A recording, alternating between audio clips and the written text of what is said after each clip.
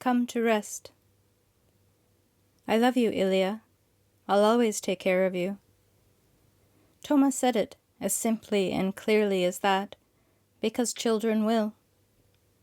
It never occurred to him until much later, in the steamy confusion of adolescence, to wonder if he ought to have done so. By then, too much time had passed, and so he let it go.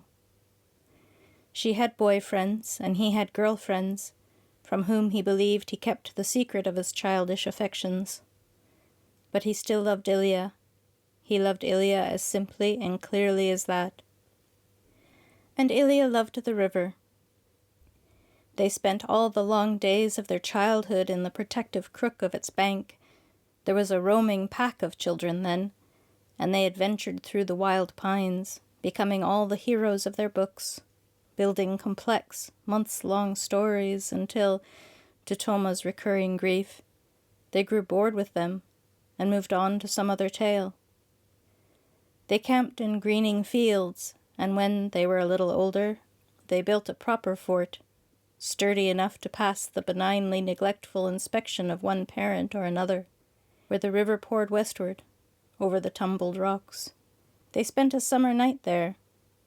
The insects were indifferent to even the strongest spells, and they were bedridden the following day, lumpy but undeterred from doing it again as soon as they could, learning how spells became stronger by merging and working together.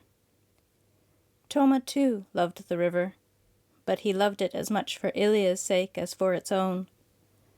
All of his best memories were there, not only of Ilya, but of their friends, and of himself. At the river, they were always honest with each other. When Ilya grew up, she decided her nose was too big, and her mouth was too small. She did her hair differently, and learned charm spells. Toma admitted she looked pretty, sitting in class.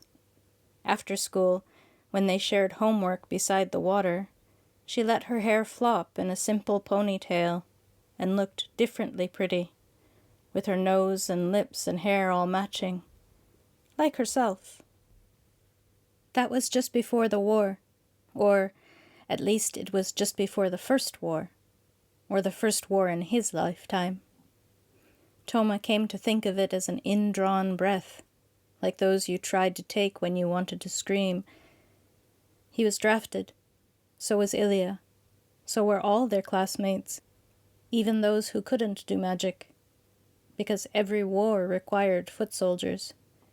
Even the weakest person could carry an enchanted weapon, at least until the nightmares that came with them broke their minds. He went to the brigades, showing a talent for great magic. In other times he would have turned the wheels of invention. Instead, he fed the machines of death. He did terrible things. He did things that made him scream in his sleep and sit silent in the day. He did things his mind refused to remember. He lost track of years. The reasons for it all were no more than silvery threads that no longer held. If he asked, his masters would give a reason. There was always a reason. He stopped testing their strength and believing their reasons.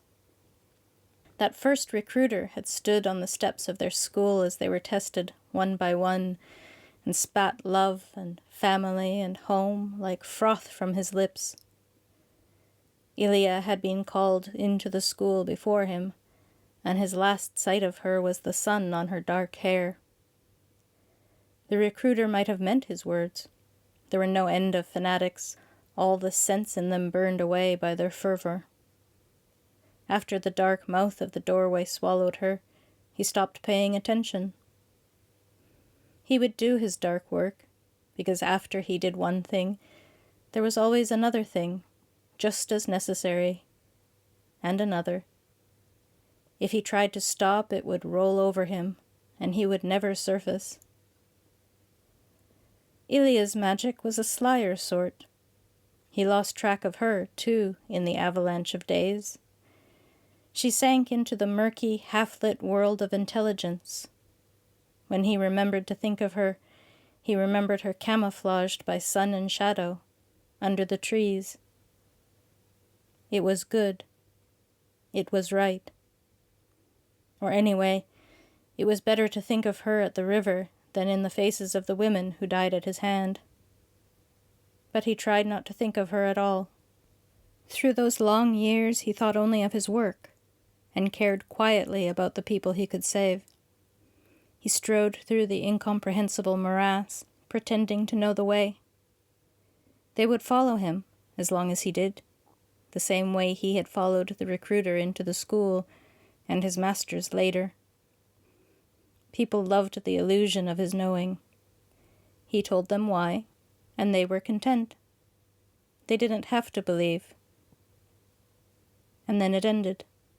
The war, the wars, the blood, the killing. The machines spat him out one day while he was sitting in a stone room at a wooden desk. Behind him was a wooden door, and behind that was a family. They were waiting for him to return. When he did, he told them, they would die. He meant it as a mercy. It was a chance for them to prepare to meet their gods. He confirmed it, and reconfirmed it, and asked everyone that he knew, "Have you heard? Is it real? Is it true?" Yes, and yes, and yes. The family screamed and wept when he returned. He watched them, thinking about how important their deaths had been that morning. It would be a crime to kill them now. How odd. How horrifyingly strange. He unlocked their bindings. "The war is over," he said. "You should go." "But who won?" "I don't know. The war is over. It doesn't matter anymore." It was a sunny day. He sent them away with what money he had. No one came for him, so he sent his small, loyal command of soldiers home and tidied the stone house. For some time he stayed there, content beneath a sun that no longer threatened to explode. Somewhere he was sure that casualties were being counted. The lost were being found. After a season or so, the nervous residents of the nearby village must have asked, and someone from his side came along and suggested he ought to go home. "I don't think I have one." The woman, who looked like a child to him, had said she understood. "Is there somewhere you can go until we find a place for you?" He saw her add his name to a short list. There were others like him then, who had outlived countries and kings. He thought about Ilya and the river. He suggested to the woman that he could go there. She looked sympathetic and confused, and agreed. So he returned. At least to where the river had been. It was by then only a muddy trickle in the middle of a bad, burned-out place. Tired of traveling, he sat on a blasted hump of earth where he guessed the river once turned west. Of course Ilya would not return to this.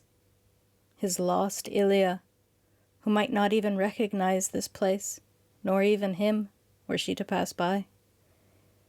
He had time. He had more power than anyone needed.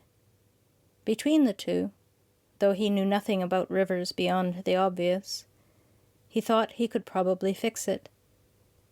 It was a difficult thing to grow a river. He traveled far upstream, clearing creeks and trickles and drips, sculpting banks where they had been stamped down by multitudes. In some places the water was thick and poisoned by the dead. These bodies he buried, and marked the resting place. He sometimes called on friends, like the sprites who found water, and others who knew how to make things grow. They had been decimated by the war, unable to withstand the battles waged with great magic, but in time he noticed that one became two, and two had a habit of suddenly forming a swarm. On cool evenings some trusting few would cross the barren earth, carrying seeds and things to help them grow.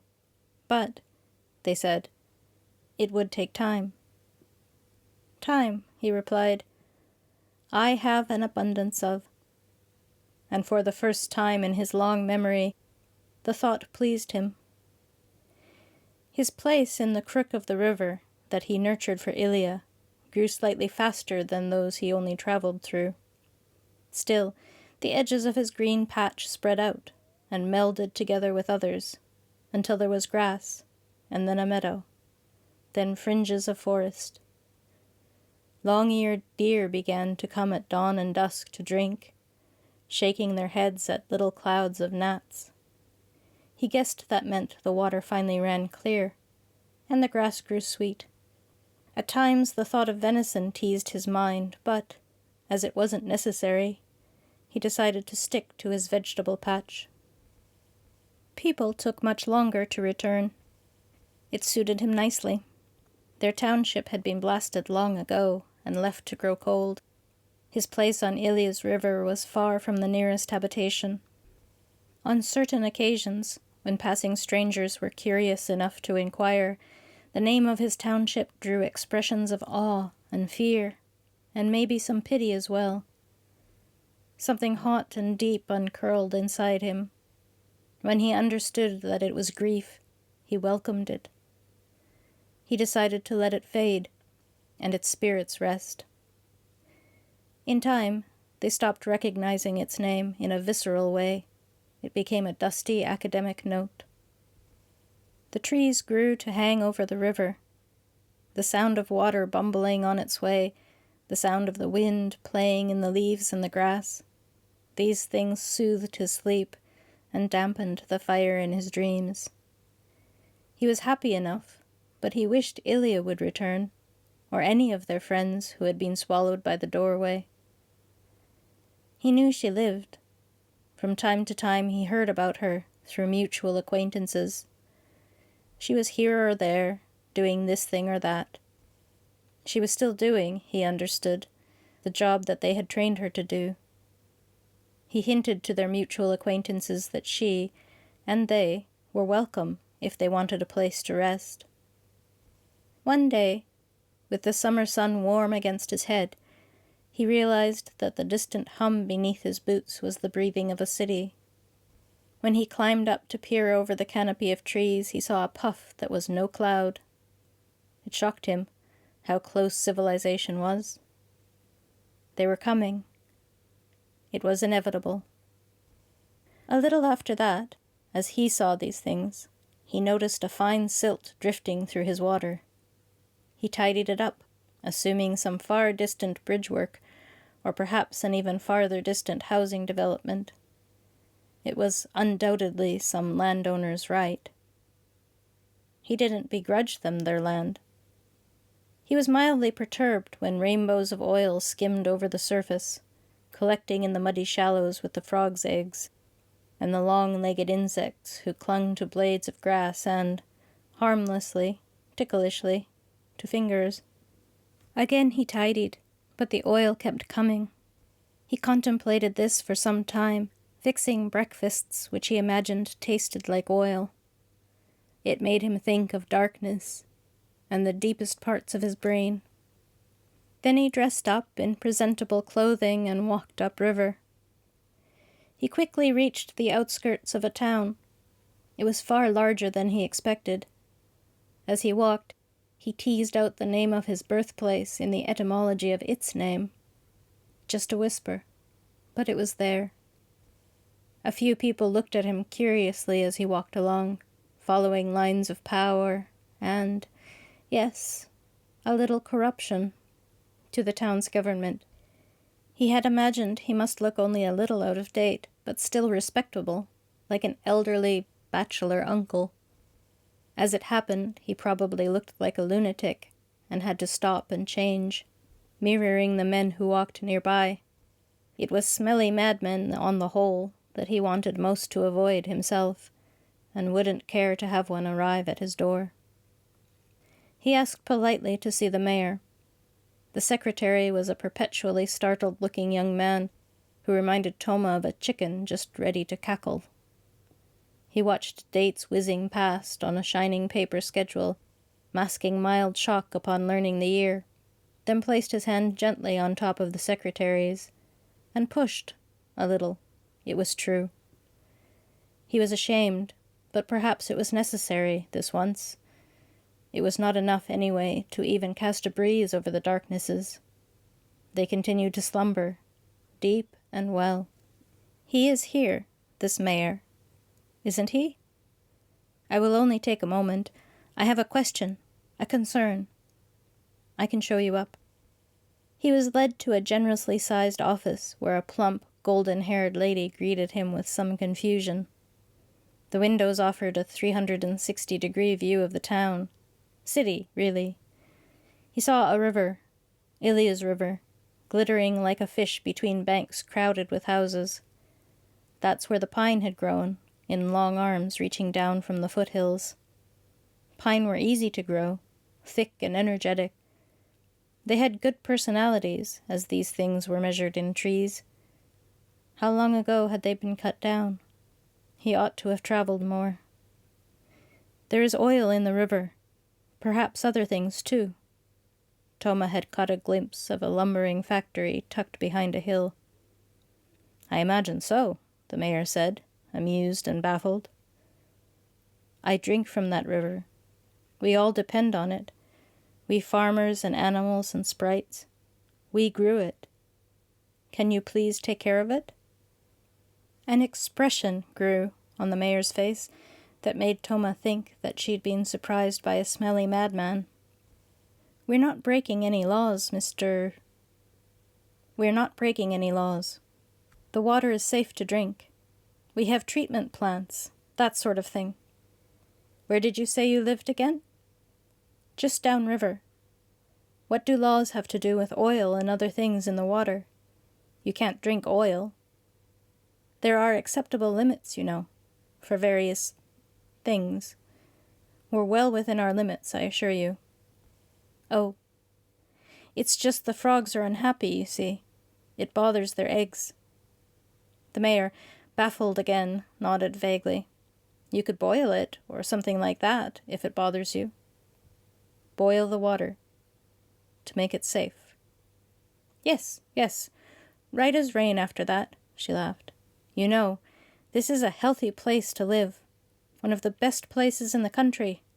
All the nature. Gorgeous country. People ask about moving here all the time. We've seen pictures, they say. All that nature. Just gorgeous. Yes, Thomas said. I know. We worked hard on it. Thank you, he added, in case the mayor had meant it as a compliment. But she had that expression again. Thomas stood up and held out his hand. The mayor took it reluctantly. Toma had this problem sometimes. He was not entirely natural, and regular people, though they tried to quash such primal rudeness, nonetheless sensed it and avoided his touch. Toma made sure the chicken-faced secretary wouldn't lose his job, then went on his way. Not knowing what else to do, Toma returned home and boiled water, which tasted dreadful. He returned to cleaning it his way, though he found what his magic wrung out of the water to be alarming in the extreme. It hinted at the exhalation of old sins, some that he'd committed, and some he'd fended off.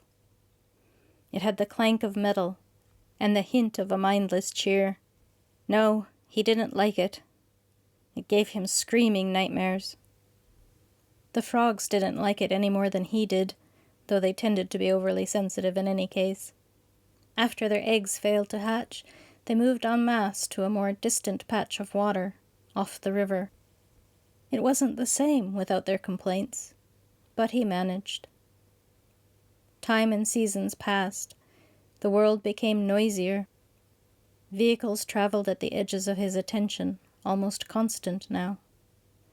The gentle deer became rarer. They picked their way through the meadow apologetically, for his benefit, then skittered back up to high ground, and he couldn't blame them. Though he had no desire to leave the river himself, he understood the way the city was unfolding itself. Of course they had every right to space. Of course. Why wouldn't they? only he wished, just a little, that they would look elsewhere for it. The hover, all-purpose and very tough-looking in the way a child's toy looks tough, was not unexpected when it settled on the ridge above Toma's house. It was more than a few years after the visit to the mayor's office, and Toma's tinkering had barely caused a pause in the stuff in Ilia's river. But there was little help for it. People would do what they would do. Only, did they have to do it everywhere? Did they have to do it here? Toma had spent the morning watching the rabbits. The warren was long since used to him, and didn't mind his dozing in their tree as long as he didn't rattle about. The does were getting fat again. There was always plenty of rabbit love, it seemed. He was wondering how the cuteness of rabbits could be an evolutionary advantage when they all scattered. He waited until the hover stopped, and the two occupants got out. They were pointing at his house and gesturing at a glowing sheet of film in a way that suggested a problem. Toma ambled up, feeling untidy compared to their fashionable suits. Really, his new clothes from the mayor's visit must seem grandfatherly now. Funny how it was, that fashions changed, but you could always tell who was dressed at the height of it. "Excuse me, do you live here?" "That's my house, down by the river." It was the taller of the two, in slightly more intense clothes, who spoke.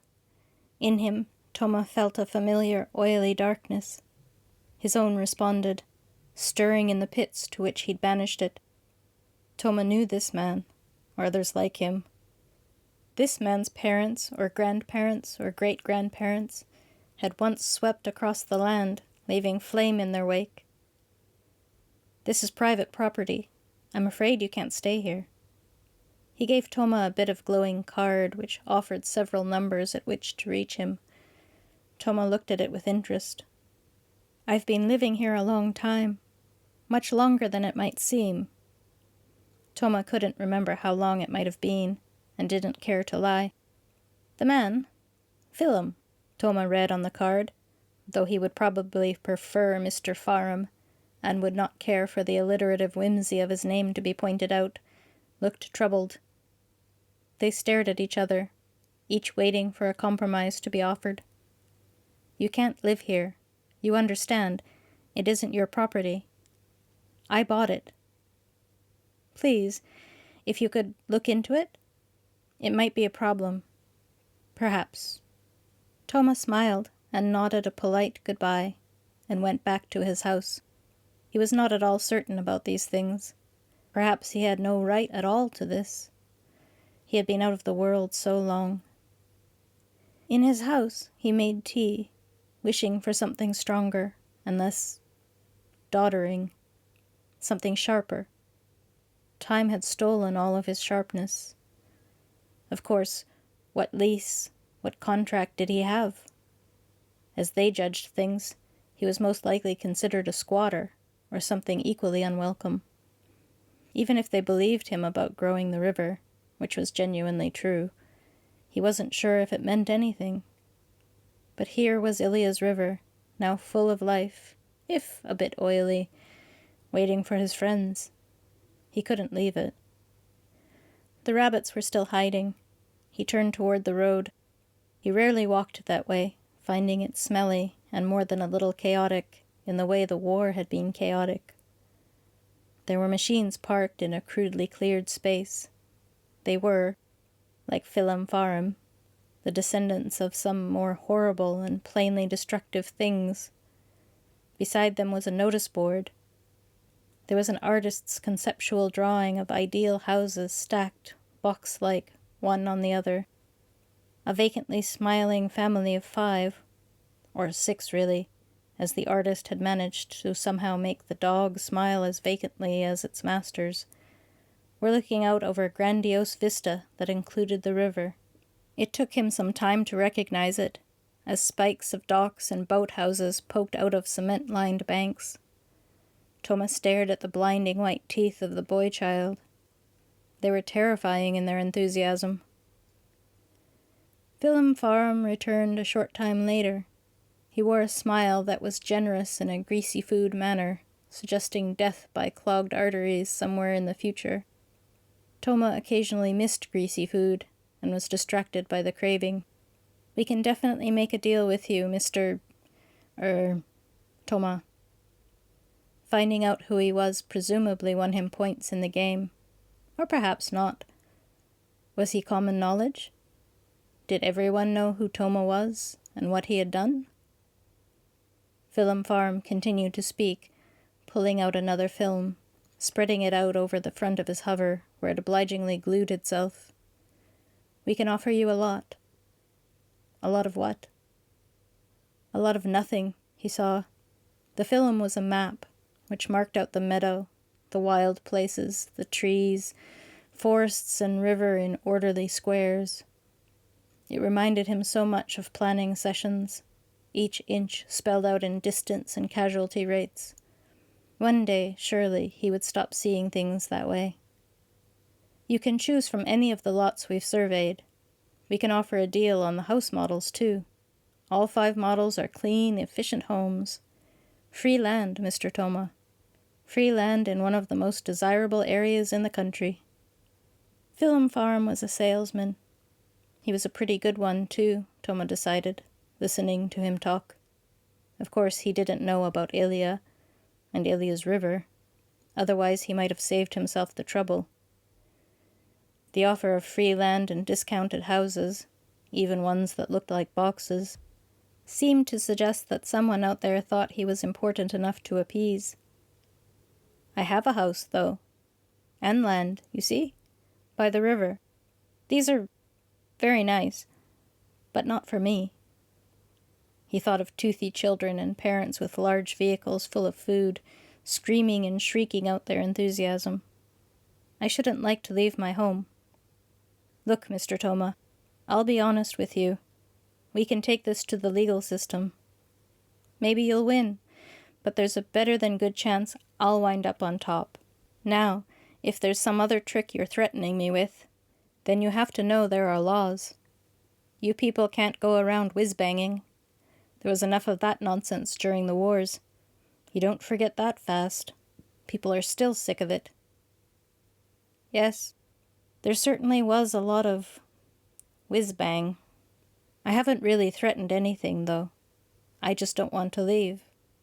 I did this for Ilia and our friends. I'm waiting for them." The smelly madman expression wormed across Film Farm's face. But there was something more. There was a quiet ripple of malice that turned his salesmanship into a more dangerous thing. "You can't stay here. Not like this.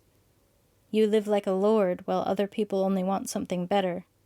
Something healthier for themselves and their children. There are no fences here. There are no gates. Sometimes fishermen come by, and people on horses. Sometimes picnickers and campers. It's for anyone, not someone. There's room in the world for great cities." He presumed it was so. It had been a while since he'd gone out in it. "There must also be room in this world for Ilia's river." "Are you actually turning me down? Are you really going to fight?" Toma was silent. He didn't know what to say. The thought of fighting stirred the pits inside his soul. He could. Oh yes. There would be nothing left of Film Farm. But he didn't want to. He watched the hover disappear into the air, then climbed onto his favorite branch over the river. War had come for the river once already. Speeches had been stuffed full of the threat of it. Toma and his friends had paid out bits of their soul, and the war had ended, and who had won or lost was still some nebulous, unimportant thing. Everything ended, and he had been left here to find that they hadn't helped much at all. Film Farm was selling something, like the frothing recruiter on the school stairs. Toma listened to the hum of insects filling the twilight and realized he didn't know what he would do. The darkness licked at the edges of the pits he had built for it. He could fight, yes. His heart surged. He could slaughter the entire city. He could play with their minds like a child with dolls. It would protect Ilya's river. It would protect his river. I don't want to do it again. That night he dreamed of Ilya. They sat on the bank of the river, which was smooth and flawless, the way things in dreams were. To his eyes, it was a combination of the river then and the river now. Since he didn't want the dream to end, he ignored the inconsistencies. He knew it was Ilya, though she looked nothing like the one from now. The person who sat next to him was the person he loved. She was grown into the bank, contoured to it. She was old, though. Experience hung over her shoulders. He knew the weight of it. Her face was youthful and smooth, just like his, and her eyes were as hard to meet as his were. Her eyes were horrors. I'd heard it was dead. It grew back. His dreaming self made a stupidly large gesture to encompass the whole river, the whole world. You grew it back. Yes, I suppose. Well, there was a little help here and there. He paused. A cloud of flies scattered like sparks of gold in the sun, then reformed according to their nature. I didn't have anywhere else to go after the war. The war, she laughed, young and full of cynicism. Toma, we fought a dozen wars. That was true, after all.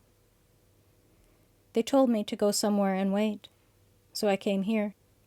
They were going to recall you. I didn't hear that. Well, you were going a little off there at the end. They decided to rest you, and then it was just easier to leave you here. I thought I could make a place for us, our kind. The fight goes on, she said, always. You could leave it, like I did. Come here. He was hopeful, and he briefly felt her hope bubbling up. No, she said finally. If I do, ground will be lost. But it's good to see this place. I may send this or that person along as they need it. Please keep it for us, as long as you can. What should I do, Ilya? Must I fight again? He must have told her, in the dream, about all of his problems. He knew with dream certainty that she was aware of it all. One day, the world will come for you again, Toma. You can't hide from it forever. But not today. She smiled with her mouth that was perfectly too small. I'll take care of you. Not yet, he agreed, disjointedly, as the dream fell apart around him. Not yet. And he twitched awake, disturbing a glossy crow that had taken up a perch on his windowsill. His face was wet. Imagine that. Crying after all this time. Crying in a dream. His impression of the dream lingered until the morning mist was gone. He understood from it that Ilya would not return to the river. Even if Toma hoped, he knew that particular hope was useless. Later, he would mourn it, the way you mourn something that never was. There was no reason for it, but he felt light. Thus, he elected to leave early and go downriver to a small outcropping of flat stones that were perfectly formed for baking slowly under a friendly sun. He enjoyed the side effects of fishing, and so he had a rod. Suffocation and bludgeoning were unpleasant prospects, so he elected to forego bait and hook. Ilya's river. He thought he had grown it back for her, but really it was for the river itself, and his own benefit, and for people he never met. The day eventually grew cooler. He heard the clumsy sounds of people in the trees long before they arrived, and cocked an eye at them when they finally appeared. Willem Farm was livid. His every line vibrated with it. He was flanked by two burly types who oozed low-grade malevolence, of the sort necessary to people who served as weapons with no will of their own. Small fish, but fish that did the actual work. I don't know how you did it, but you won't get away with it. Toma was puzzled, but he wondered if Phelim Farm should be allowed to know that. Must be magic, he said finally. Magic. He was good at spitting out words. You people are dinosaurs, snakes. You slither around doing backroom deals for each other because you know you can't survive in the open anymore. Your time is finished, but you're too petty to die when you should. He flung a bundle at Toma. The river's wind caught it, spreading official-looking papers over some distance, then lazily brought them back to Toma before they touched the water. They were complicated, in the way of official documents, but he found the gist of them to be satisfying. A park, he murmured. This didn't exist yesterday. Don't you think I know what you did? You had your stinking friends create this out of nothing. It's a fiction, and the compensation is meaningless. My money back? Do you know what I would have made on this development? Toma thought of pointing out that yesterday his motives had been the altruistic well-being of wholesome families, but didn't, because Phelim Farm already looked as though he was torn between a heart attack and a murderous rage. It isn't over. This isn't over. You can't stop us. His goons flexed and leered. Toma shuffled the pages, straightening them into a neat pile, trying to figure out what to say. If anything, Phelim Farm looked even angrier. You people make me sick. Passing judgment on us. What gives you the right? I'm really not. Your kind are dead. You just don't know it yet. He attempted to stride off, arms waggling as he fought for balance on the unsteady river stones. His goons hurried after him. Toma lay back on the stone, holding the papers to his chest. A dragonfly dove toward him once, then skipped away. Ilia would not return, to him or to the river. But she was still close, watching over the world, good and bad in the way that the world needed her to be. This duty Toma could do. He could keep the river until his kind were ready to come home.